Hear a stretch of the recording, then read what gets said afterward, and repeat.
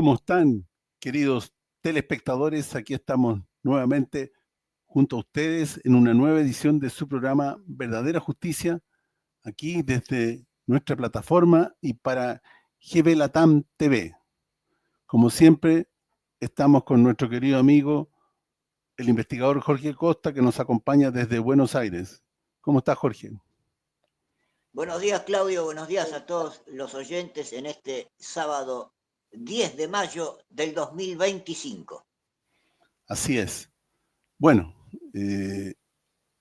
antes de continuar con las enseñanzas espirituales del estigmatizado Giorgio Bon Giovanni, tenemos muchos eventos que comentar y que no podemos omitir con ustedes. Como es habitual en el programa, les comentamos algunas noticias que consideramos relevantes para el quehacer mundial. Adelante, Jorge. Sí, en este caso vamos a ir con un informe del canal 26 de Noticias de Argentina.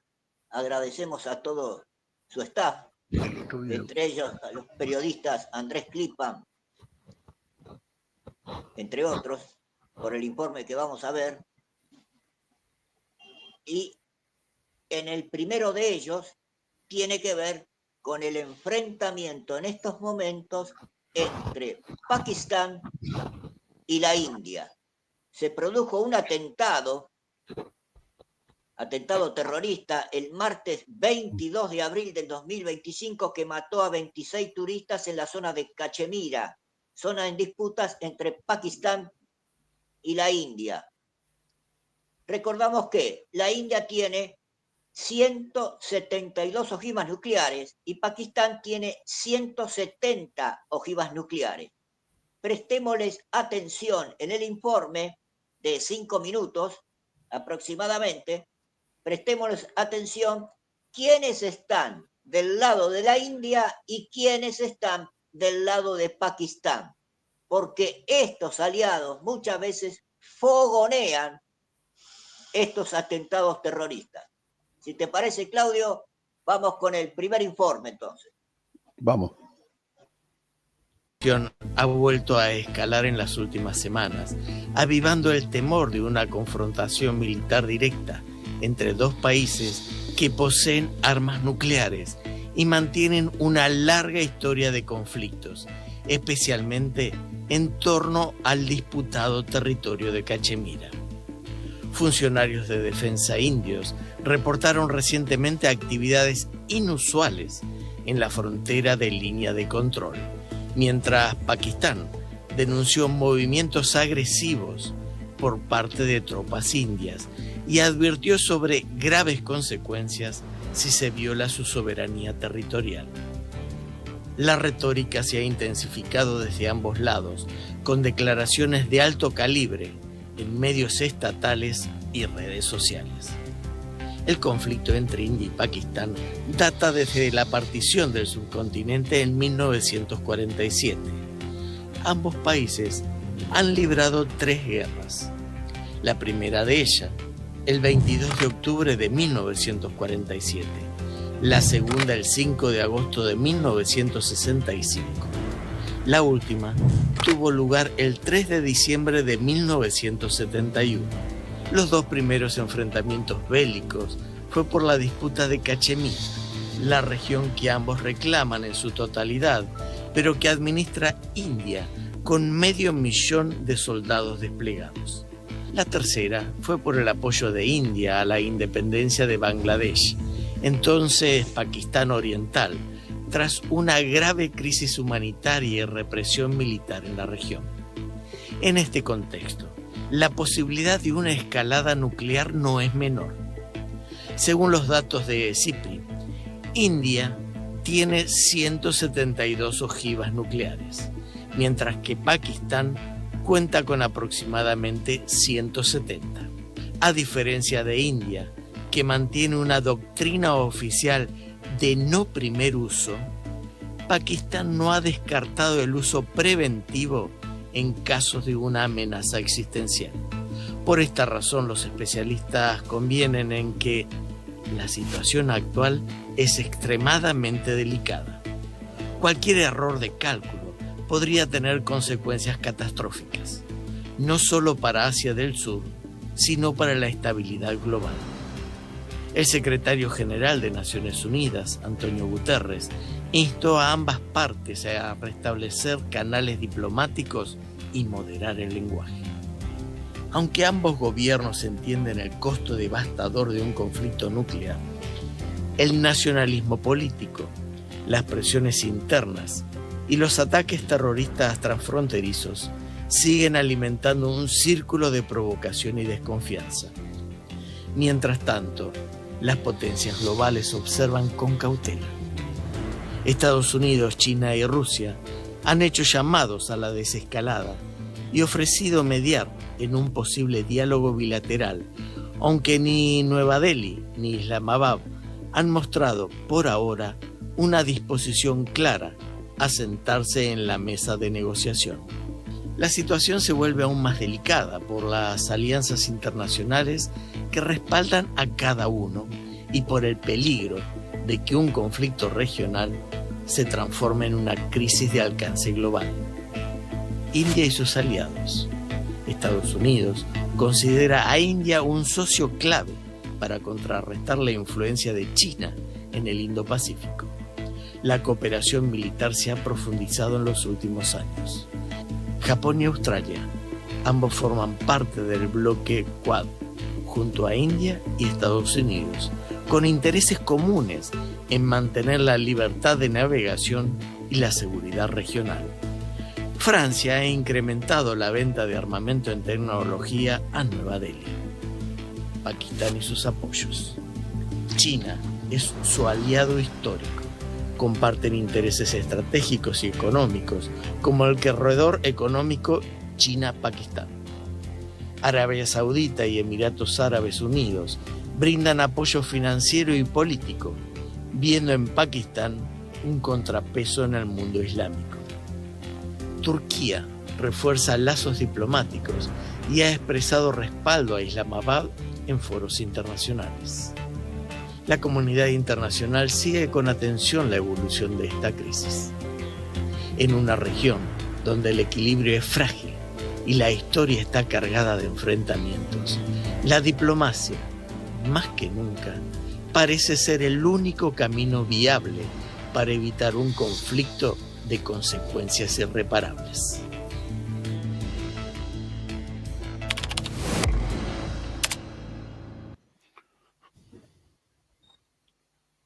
Bueno, ahí teníamos el video muy clarificador de lo que pasa en esa zona. Este conflicto data de 1947, cuando Inglaterra prácticamente y delimitó la frontera y dejó en la nebulosa la zona de Cachemira. Y a partir de eso se han generado una serie de conflictos tal como describía el video. Adelante, Jorge. Sí, las grandes potencias siempre dividen, hacen secesión de territorios en beneficio propio, siempre apuntando hacia Rusia. Decía Andrés Klipar, a quien agradecemos en su informe, que todavía no daban respuesta a la India y Pakistán para sentarse a la mesa de negociaciones. La noticia de hoy es que, ante mediación de Estados Unidos, pareciera que ahora sí la India y Pakistán se sentarán a la mesa a negociar. Recordemos, como se vio en el informe, que son dos países que tienen armas nucleares. Uno con el apoyo de Estados Unidos, la India, y el otro con el apoyo de China y Oriente, que es Pakistán. ¿Te parece, Claudio? Si vamos al siguiente informe, también El otro video. muy aterrador, digamos, sobre Rusia y su doctrina nuclear. Agradecemos nuevamente al Canal 26 con su periodista Andrés Repeto. Si te parece, podemos ver ese informe, ese video. Vamos. El presidente Vladimir Putin aprobó cambios a la política de armas nucleares de Rusia en noviembre del 2024. El documento de 7 páginas, al igual que el que reemplaza, dice que Moscú ve a las armas nucleares como un medio para disuadir a sus enemigos y establece los escenarios en los que consideraría usarlas. El decreto se emitió el mismo día en que Ucrania disparó misiles ATACMS suministrados por Estados Unidos contra Rusia por primera vez en la guerra, un paso que Moscú consideró una escalada importante. La doctrina actualizada establece que cualquier agresión contra Rusia por parte de un Estado no nuclear realizada con la participación o el apoyo de un Estado nuclear se considerará un ataque conjunto. Putin declaró que los países occidentales estarían entonces combatiendo directamente a Rusia si permitieran que Ucrania disparara al interior de Rusia con misiles que habían sido suministrados a Kiev. Russia's nuclear doctrine is that they have nuclear weapons to defend their country, as all nuclear weapon states do. The interesting thing is that they changed it a little bit last year. They added that the nuclear weapons are also to be used in defense of Russia's sovereignty and territorial integrity, which is a little bit of a new wrinkle.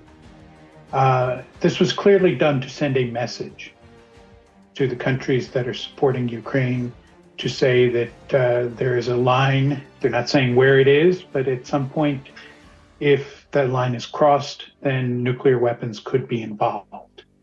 So it's clear that they're using these weapons as a means of blackmail, that they are trying to use it to get additional leverage to get what they want out of the war in Ukraine.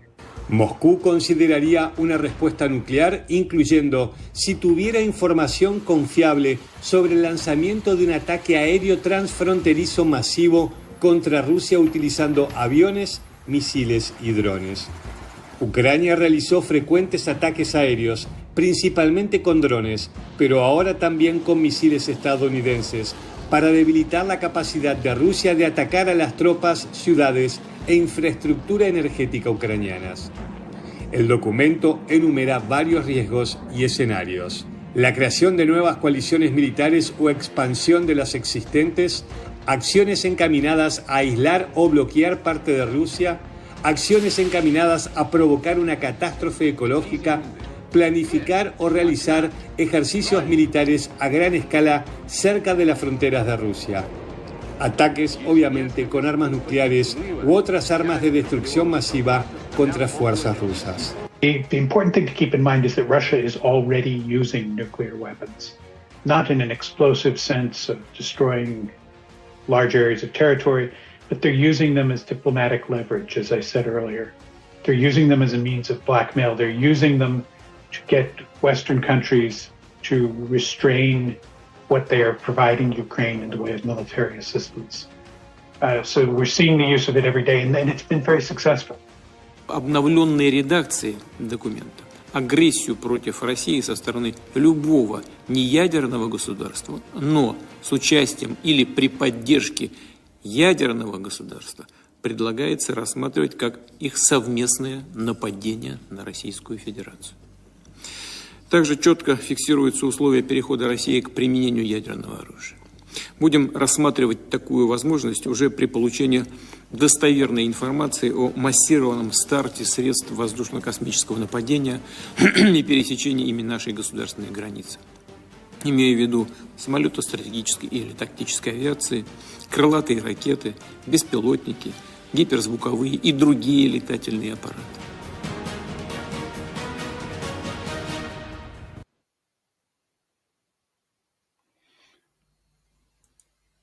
Ahí teníamos el segundo informe.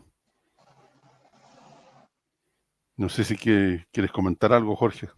Sí, clarificador informe del periodista Andrés Repeto. Reiteramos, agradecemos al canal 26 de Noticias de Argentina y a todo su staff. Sobre esto que acabamos de ver, reiteramos, ya todo el mundo habla de armas nucleares. En estos momentos, hoy, sábado 10, el primer ministro de Inglaterra, Starmer, el presidente Macron de Francia y el recién asumido primer ministro, canciller alemán, Merz, están en Ucrania en estos momentos. La intención, parar el conflicto por 30 días, porque Rusia está avanzando mucho, está recuperando mucho territorio. Entonces se especula que si logran parar este conflicto por 30 días, Occidente rearmará a Ucrania. Esa es la especulación y la noticia de estos momentos.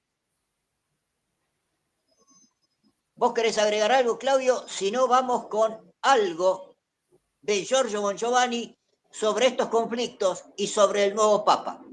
Adelante. Bien. Noticia fechada el 8 de mayo del 2025, que dice: tenemos un nuevo Papa, León XIV.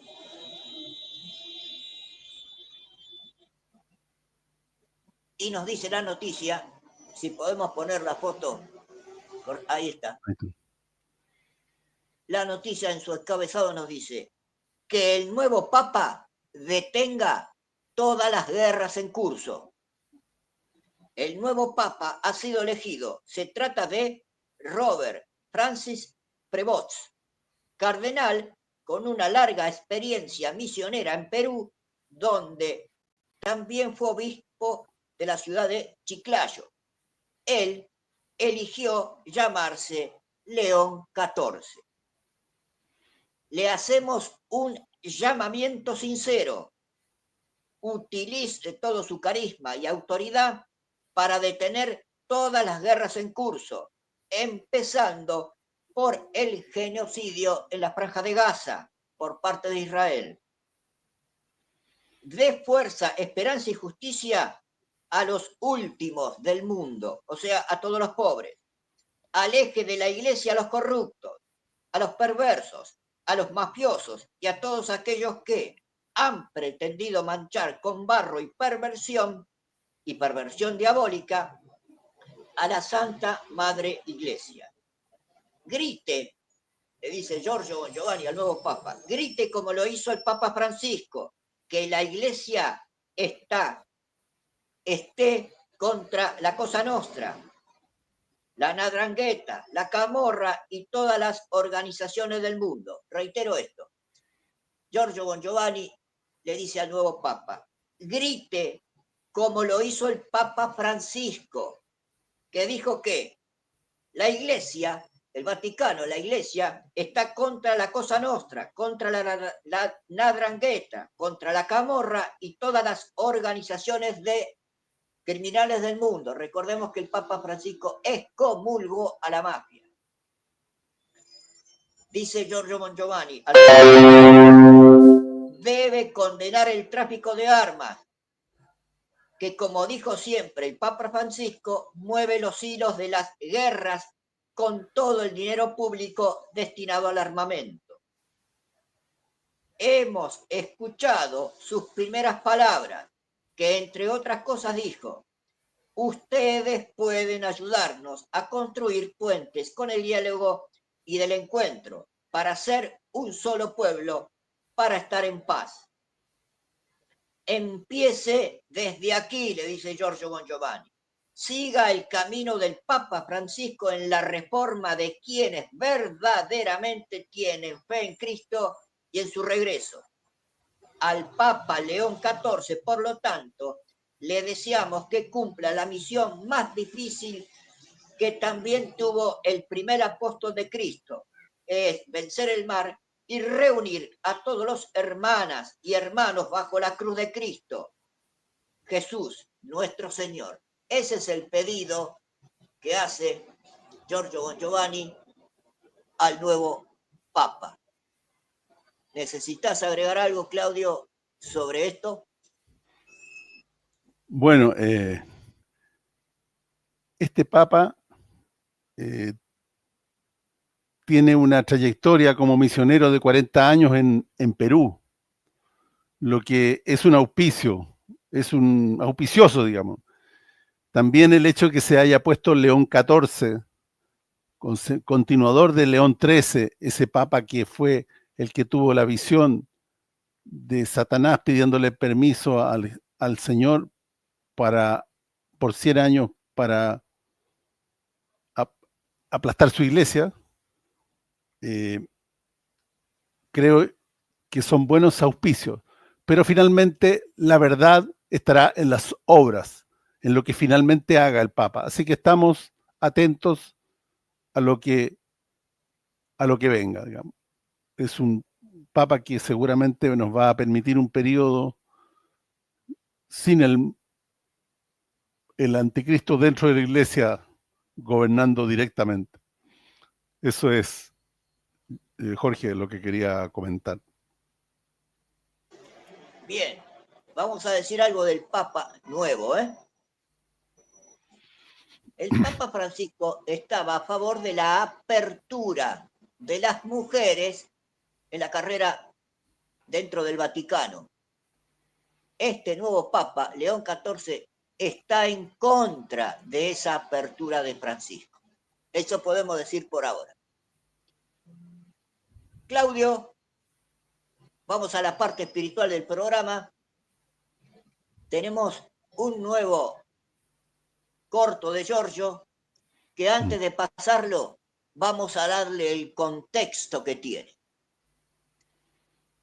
Esto que van a escuchar de Giorgio fue dicho en la ciudad argentina de Paraná, por allá por marzo del 2024, que comenzó diciendo, dice Giorgio, Adoniesis me dijo, decile a todos que no pueden hacer nada para evitar el apocalipsis, porque el poder, el mal en el mundo, es tan grande, tan fuerte, que no es posible crear un nuevo movimiento político revolucionario para cambiar la situación en el planeta Tierra. Son demasiado fuertes estos malvados. No lo pueden detener nadie. Pero, atención, pero, y ahí vamos con el corto. Vamos con el video. Oportunidad que ustedes pueden hacer una revolución cultural, ideológica, sembrando nuevas ideas con los jóvenes en el arte, en la cultura, en el periodismo, en la locución, en los medios de comunicaciones. A nosotros, me dijo siempre Adoniesis, precisamos solamente ver, escribir en nuestras agendas aquellos que lo hacen. Lo que lo harán gratuitamente o solamente para sobrevivir, con amor y con incondicional, con coraje, con fe, nosotros lo vamos a salvar. Aquellos que no lo harán, no lo vamos a salvar, a pesar que son cristianos, católicos, comunistas.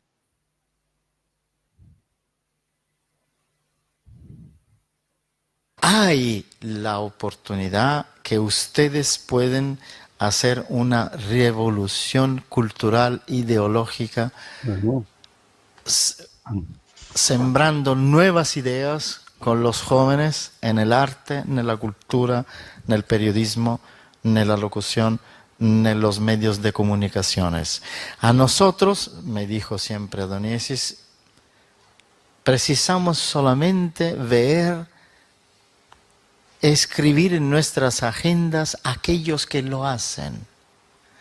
Lo que lo harán gratuitamente o solamente para sobrevivir, con amor y con incondicional, con coraje, con fe, nosotros lo vamos a salvar. Aquellos que no lo harán, no lo vamos a salvar, a pesar que son cristianos, católicos, comunistas.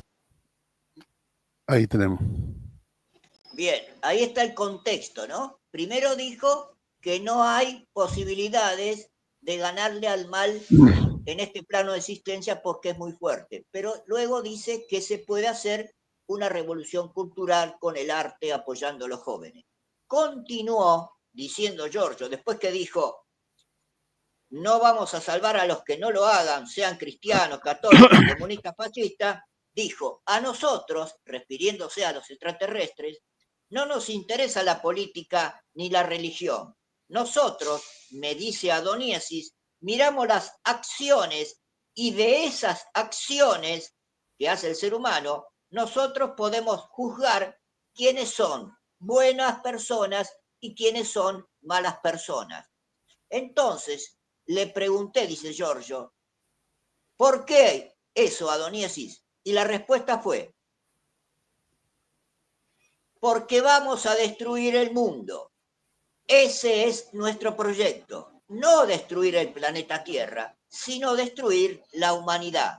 O mejor dicho, la dejaremos autodestruirse y salvar solamente a los niños, a los jóvenes que dieron la cara para salvar el mundo y a los adultos que apoyaron a esos jóvenes a salvar el mundo, o por lo menos que intentaron salvarlo.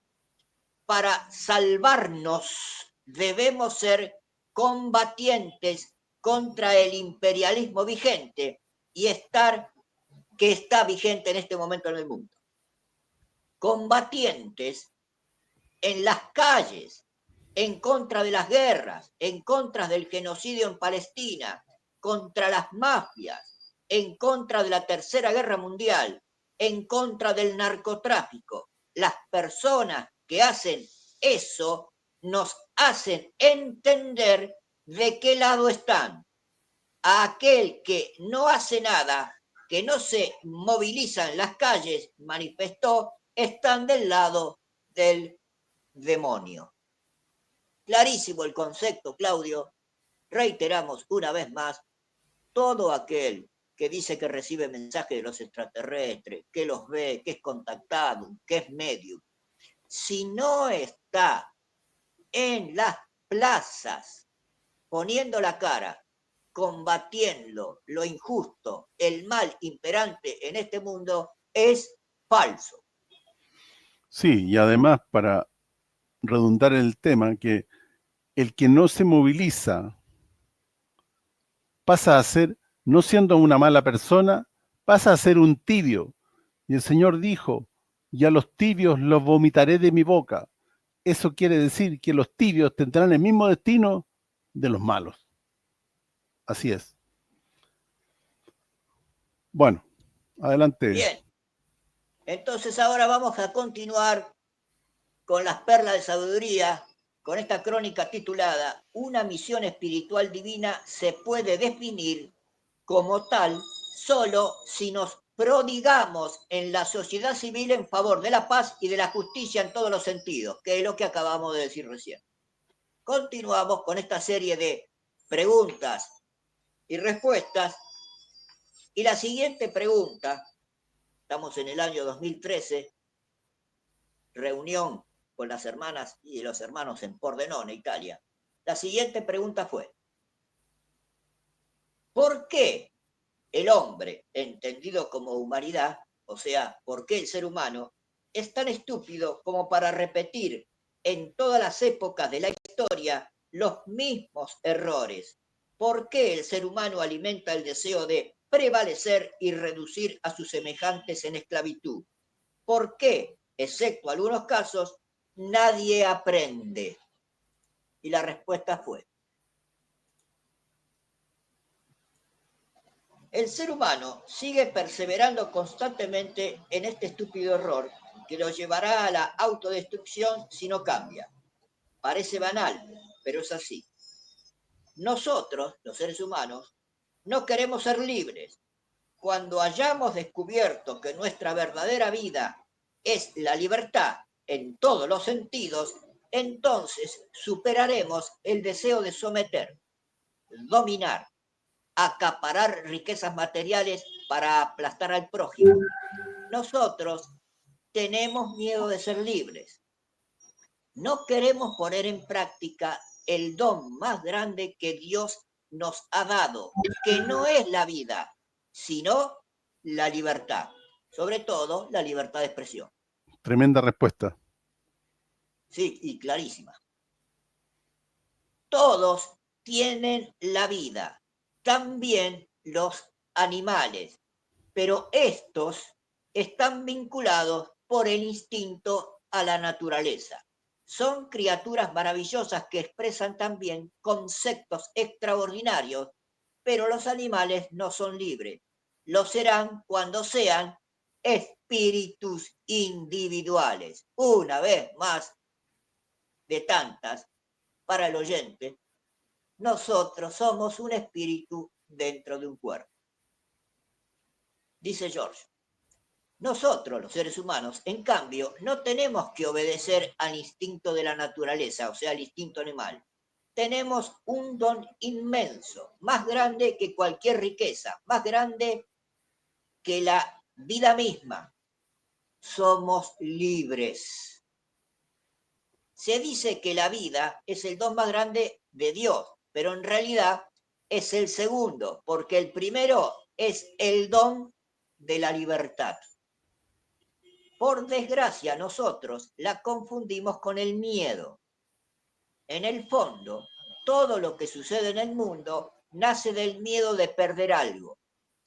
Si no poseyéramos nada, o mejor dicho, si tuviéramos todo, ¿por qué deberíamos tener temor de perderlo?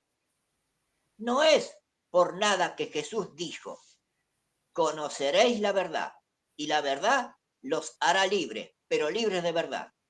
Pero nosotros, los seres humanos, tenemos siempre miedo de perder algo, es decir, que no queremos ser libres. Acá Giorgio nos está diciendo que el ser humano atado a la materia no logra comprender esa libertad que Dios le ha dado. De hecho, continuó diciendo Giorgio, analizando la cuestión, vemos que el ser humano no usa el libre albedrío, sino que actúa por instinto. El único momento en que lo usa, dejándose después esclavizar por un sistema nefasto, es cuando tiene miedo. De vez en cuando se deja llevar por el amor. De verdad, gracias a Dios, se enamora de una mujer, o una mujer de un hombre, o de una causa justa. Ese es el único flash, el único momento en el que lo hace, pero después el enamoramiento termina y vuelve a tener miedo. Es más, después de 5 minutos se apodera de él el temor de ser dejado, de no salir adelante, de no estar satisfecho, y se hace millones de preguntas, hasta que el enamoramiento se adormece y queda aplastado por el terror. Cuando el ser humano ya no tenga miedo de nada y descubra que es eterno, todo el mal del mundo acabará. Voy a llevar la interpretación. Qué respuesta, extraordinaria la respuesta. Bueno. Claro, voy a llevar la interpretación que dice Giorgio, que cuando uno apoya una causa justa, debe mantenerla, suceda lo que suceda, porque si no se le adormece ese enamoramiento de esa causa justa, sobre todo para los grupos espirituales. Pregunta. Según el estudioso, el filósofo erudito, si bien no ha sido confirmada por otros historiadores en la antigüedad, ha habido civilizaciones gobernadas solo por mujeres. La guerra de Troya misma fue un enfrentamiento entre una sociedad matriarcal y una patriarcal. Este pasaje aquí se interpreta como una necesidad evolutiva del ser humano. ¿Dicho pensamiento tiene fundamentos serios o se trata de una fantasía? La pregunta es porque Giorgio, en una respuesta anterior, que entró en el programa anterior, dijo que lo que sucedía en el mundo, en este planeta, era culpa del hombre, que la mujer estaba exenta de esa culpa. Entonces la pregunta fue, entonces, ¿por qué ha habido civilizaciones gobernadas por mujeres, por ejemplo, la guerra de Troya? Y la respuesta fue, sin duda, en la historia del hombre, o sea, del ser humano, ha existido lo mismo civilizaciones matriarcales que patriarcales. Lo que os puedo decir es que en la supercivilización con la cual me confronto, ahora vamos a aplicar eso, porque soy un observador y tengo este privilegio, no existe la civilización matriarcal o patriarcal, existe la complementación. El hombre, en la civilización que vive Giorgio, no en la civilización de su cuerpo físico llamado Giorgio Bon Giovanni, sino en la civilización de su espíritu llamado Nibiru Arranrá, que es de las Pléyades. Entonces dice, en la civilización que yo vivo, el hombre hace de hombre y la mujer hace de mujer, y se transmiten recíprocamente estos valores con toda la evolución que tienen. En la sociedad ideal, el hombre tiene el valor del Tao, de la autoridad, de dirigir, de ser la fuerza que arrastra y que coordina. Pero la mujer no es súbdito del hombre, porque tiene la sensibilidad, la sabiduría de ser madre, tiene el amor, y entonces se complementan el uno al otro. En la civilización que yo vivo, ninguno es superior o inferior, ya que están guiados por el valor de la comunidad. Cuando hay una anomalía o una disonancia, se confían a la autoridad de los grandes sabios, representados por una cantidad igual de mujeres y hombres que los corrigen. Existe la perfección, una complementariedad estupenda, extraordinaria. Acá Giorgio en su respuesta nos dio un semblante de cómo vive la civilización de donde él viene, de las Pléyades. Que el hombre en esa civilización hace de hombre, la mujer de mujer, y es un complemento extraordinario. Pregunta. Bien.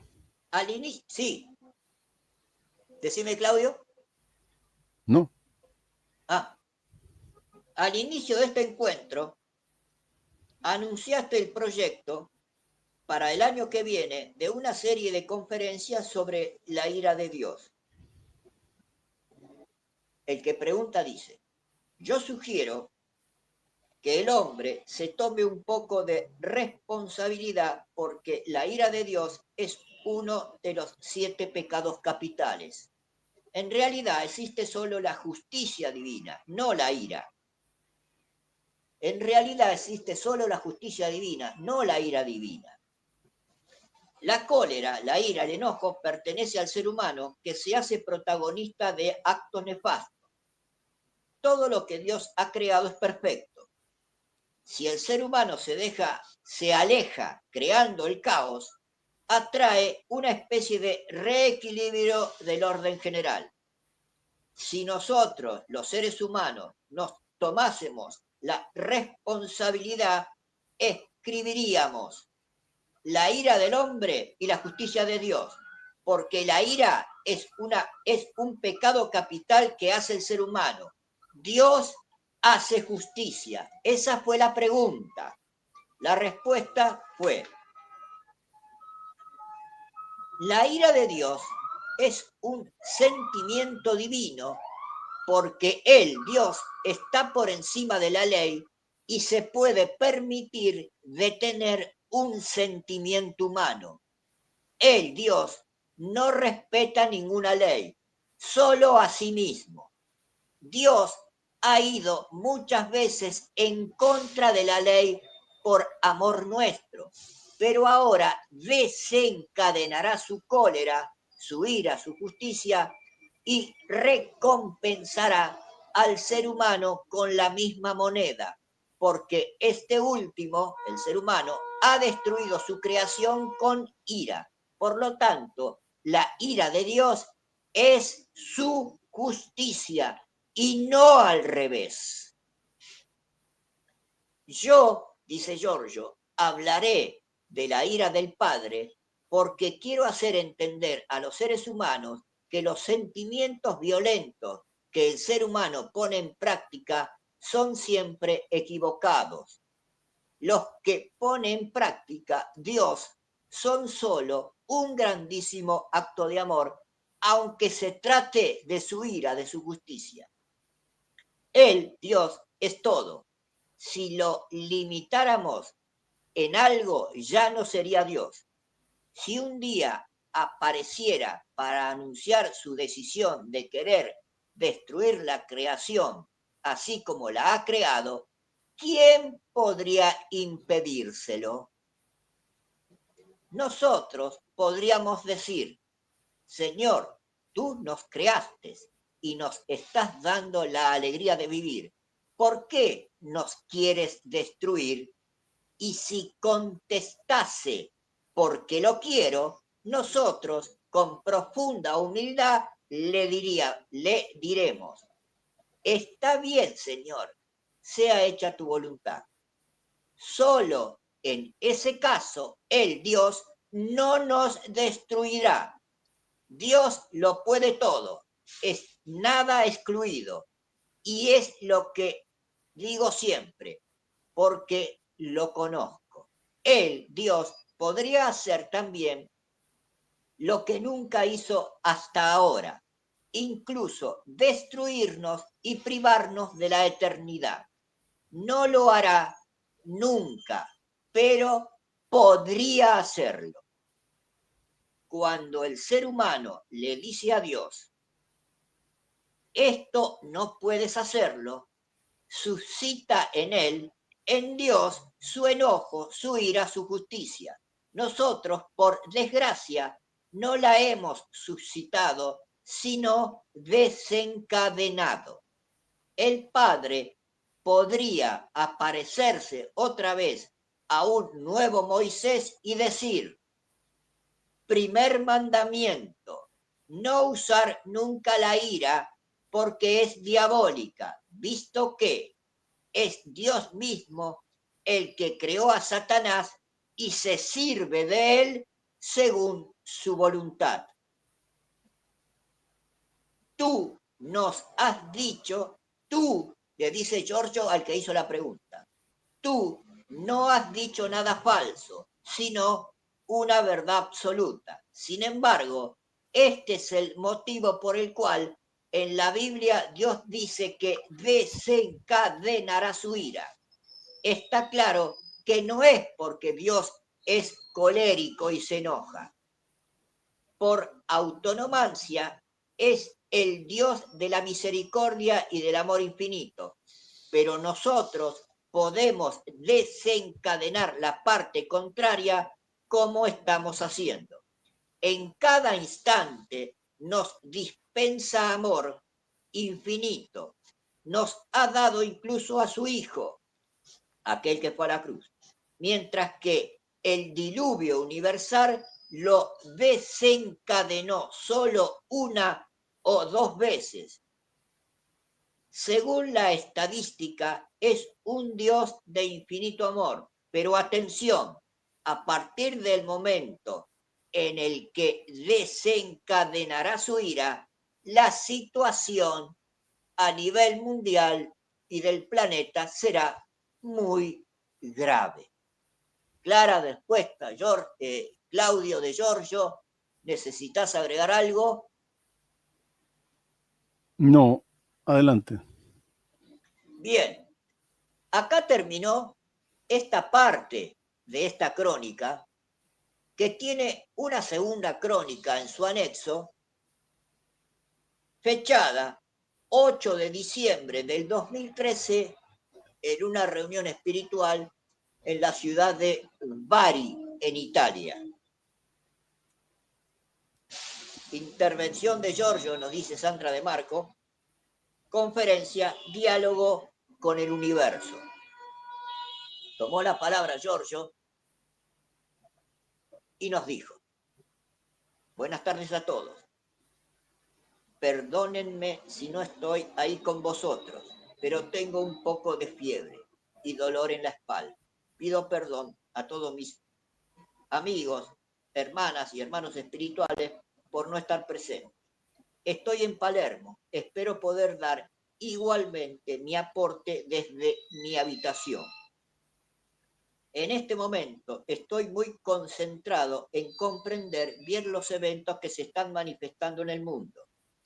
Desde hace 23 años vivo esta experiencia mística y por lo tanto doy por descontado la manifestación de los signos que Pier Giorgio Caria acaba de mostrar y el hecho que estos formen parte de una única realidad. Seguramente, al no estar Giorgio presente, Pier Giorgio Caria ha mostrado, esto lo intuyo yo, 2003 estamos, los agrogramas, los dibujos que hacen los extraterrestres en los campos de trigo en Inglaterra.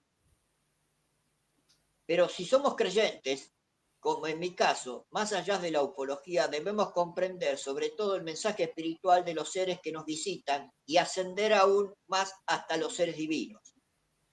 Si nosotros los cristianos católicos creemos que existe Jesucristo, el Hijo de Dios, Dios mismo, los ángeles, los arcángeles, debemos también entender lo que Dios desea de nosotros, lo que estamos haciendo por Él y por el planeta Tierra.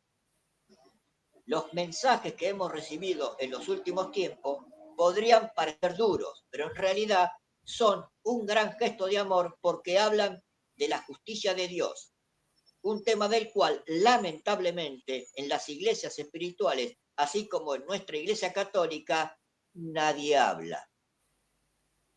Yo soy cristiano católico, pero tengo un profundo respeto por todas las demás iglesias, incluso las cristianas que se diferencian de la nuestra en algunas metodologías, por la religión budista e islámica, que constituyen las grandes religiones del mundo, y lo mismo que tengo respeto por el movimiento espiritual que ha nacido en los últimos años, que se difiere un poco en general, la New Age. Al final, todos creen en Jesucristo, o sea que las diferencias son más humanas que espirituales. Yo siento un profundo respeto por todos, pero tengo que comprender lo que hay en el pensamiento de Dios, y en este momento creo que si Dios es Dios, como lo es, Él no está a favor de los poderosos. De lo contrario, no sería Dios. Él, Dios, está a favor de los débiles, de los inocentes, de los sedientos de justicia, de los que mueren de hambre. La ufología, por lo tanto, es muy bonita, pero si un niño no tiene que comer, a él no le importa nada de la ufología, de los discos volantes y de los alienígenas. A mí me interesa mucho más eliminar el hambre en el mundo, señalar los males, pensar en cómo traer paz y amor. Si estos seres extraterrestres, los ángeles o sus superiores nos dicen cómo poder señalar los males del mundo y cambiarlo, entonces este tema es verdaderamente interesante y vale la pena desarrollarlo. Lo que puedo decir, dice Giorgio, según lo que yo he recibido en los últimos años, meses y días, es que la justicia de Dios se manifestará muy pronto. La justicia de Dios no son las guerras, que además son causadas por los seres humanos, sino la justicia de Dios son las fuerzas de la naturaleza, y siempre fue así. Si alguien del estupendo público aquí presente no me comprende, yo lo invito a leer la Biblia, donde la justicia de Dios se manifiesta en el Viejo y en el Nuevo Testamento, también con Jesucristo que anuncia el juicio final. En el diluvio universal, las fuerzas de la naturaleza destruyeron el mundo con una inundación que podría repetirse porque el mundo se encuentra en una situación peor que en los tiempos de Noé. Por lo tanto, dice Giorgio, mi mensaje es este: llegará la justicia de Dios y pronto tendremos la segunda manifestación de Jesucristo con el juicio final de todos los seres humanos, que se concluirá con la instauración del reino de Dios en el planeta Tierra, donde reinará la paz, la fraternidad pero el paraíso será solo para aquellos que sean dignos. Lamentablemente, hemos olvidado que Dios en el monte Sinaí hizo un pacto con nosotros. Si fueron las naves estelares las que descendieron sobre el monte Sinaí mandadas por Dios, o un fuego ardiente que hablaba en su nombre, es un tema bonito que estudiar para los apasionados como yo. Pier Giorgio Caria y muchos otros ufólogos. Por lo que tenemos que saber es que, pero lo que tenemos que saber es que dijo Dios, y os lo quiero recordar leyendo el mensaje que he recibido justo hoy a las 16:32 horas mientras estaba en la cama con fiebre. Y vamos a terminar el programa, Claudio, leyendo este mensaje, recordando que estamos en el año 2013. La ira de Dios, séptima parte. La ira de Dios, octava parte. El amor que mueve el sol y las demás estrellas. El amor que mueve el sol y las demás estrellas, Dante Alighieri. El amor eterno que enciende el corazón de los justos. El amor que calma la sed de las almas afligidas por el sufrimiento humano. El amor que resplandece, ilumina a los espíritus redimidos y los vuelve libres, pero libres de verdad. Cristo es el amor más grande de todos los amores. Es la fuente primaria que anima al sol. Es aquel que crea miles y miles de formas y miles de sustancias que vivifican a todo el sistema solar y a los seres humanos que habitan en él. Dios es amor infinito, misericordioso e inefable para todos aquellos que hacen su voluntad y que obedecen a sus leyes. Recordad y no lo olvidéis nunca, yo soy el Señor tu Dios. Y va con los mandamientos. No tendrás más Dios que a mí. No pronunciarás el nombre de Dios en vano. No, santificarás las fiestas. Honrarás a tu padre y a tu madre. No matarás. No cometerás actos impuros. No robarás. No dirás falso testimonio ni mentiras. No desearás la mujer de tu prójimo. No codiciarás los bienes ajenos.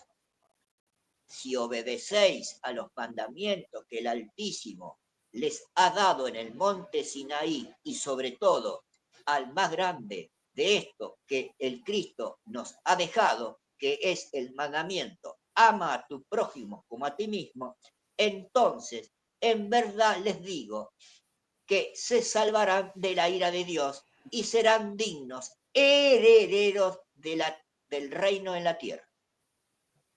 En honor al día de la Santísima Inmaculada Concepción, lo he escrito. Paz en la tierra. Un mensajero solar. Fechado en Palermo, Italia, 8 de diciembre del 2013, a través del estigmatizado italiano Giorgio Bongiovanni. Terminó este mensaje con esto. Giorgio dijo, esto significa que nosotros tenemos que poner en práctica los 10 mandamientos. De lo contrario, seremos amonestados severamente. Ahora yo quiero saber de todos vosotros si la humanidad los está poniendo en práctica. Por lo que vemos, creo que no. Así que esperamos que el aire, el agua, la tierra y el fuego amonesten duramente a toda la humanidad. Yo ruego que el Señor pueda cambiar su ira, pero no soy absolutamente nadie para convencerlo. Puedo rezar y decir solo, Señor, sea hecha tu voluntad, que es lo mismo que hizo Jesús crucificado en el Getsemaní. Agradecemos, Claudio, a Sastra de Marco por estas nuevas perlas de sabiduría. Acá terminamos, Claudio, por hoy. Extraordinario, realmente extraordinario. Y la primera pregunta que leíste la respuesta la encontré sencillamente extraordinaria.